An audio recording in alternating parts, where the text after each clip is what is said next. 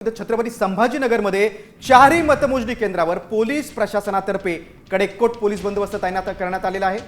संभाव्य गोंधळ टाळण्यासाठी केंद्रांच्या परिसरात 200 ते 300 मीटर अंतरावर बॅरिकेड्स लावून रस्ते बंद करण्यात आलेत आणि सुरक्षेच्या कारणास्तव केवळ अधिकृत व्यक्तींनाच या परिसरात प्रवेश दिला जाणार आहे। खबरदारी म्हणून प्रशासनाने हे पाऊल उचललंय आणि याचा आढावा घेतला आमचे प्रतिनिधी माधव सावरगावे यांनी।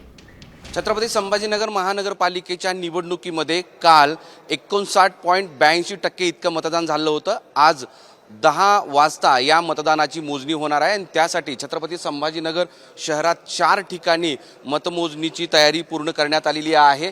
आता मी SFS सेंट फ्रान्सिस स्कूल या मतमोजणी केंद्रावर आहे, जिथे सुरुवातीला पोस्टल मतांची मोजणी कशा पद्धतीने केली जाईल याची ही आखणी केलेली आहे आणि त्यानंतर EVM मशीनद्वारे मतदानाची मोजणी केली जाणार आहे।